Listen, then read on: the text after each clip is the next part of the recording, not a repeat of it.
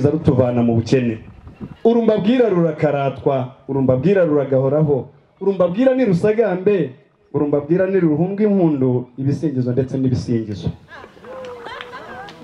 Rwego nkunda, rwego ndata, waje utegerejwe na benshi, udukura mu isayo y'ubukene. Rwego rwiza twuriye tuva mu bukene, ni wowe waje ukenewe rwose. Mwibuka kera cyane witwa Rudiririfu, abanyonza abahinzi abo babakuye hari hagoye, abacuruzi baciriritse bakakwisunga, ubu barahimbaye barataho urwego, bure bakirubutsa kuko waje bakugana none ubu bateye imbere. Ndata urwego.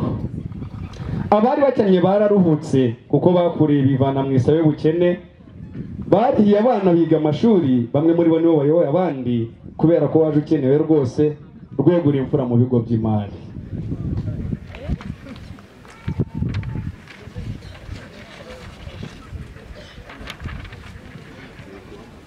Ubu ntukiri microfinance, wahindutse banki, ubaye ubukombe rwego ndata, ubaye ubukombe rwego nkunda, uboneza ingamba usobetse inganzo, ukaba urwego ruganwa na bose. Aho wageze ubukene burahunga, ndavuga wowe urwego. Twarakumenye hehe nabwo, mu bukungu turakataje, inkuru si impuha n'impa. Aho ubera mwiza rwego rwacu, ukuriye azira kunyerera, wavuga akambye ahora nituze, ukwiyegereje ahorana amahoro, akabona nuko atanga amahoro, kuko isayo y'ubukene bari ntayo.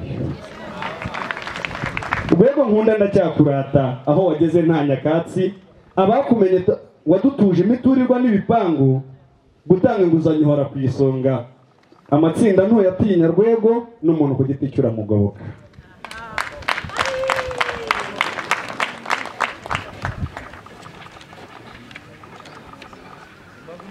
Reka nsubike simparuye kuko uru rwego rudutabara, hagira amahirwe twe twakumenye, rero urwego rwacu waje ushaka kutubera mwiza, urwego rwacu ndacyakurata.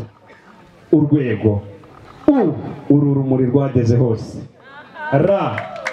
rwageze hose, waje ukenewe rwose, ejo hagira heza, gumya utuzamure, ongera usingizwe rwose. Ndabona izuba rirenga rindembuza, reka nsubike simba dutegura hazaza. Yari impinga ya mpange n'ejo nzahore mu nganzo, umusizi udasobanya mu Imana Narcisse, muragahorana urwego.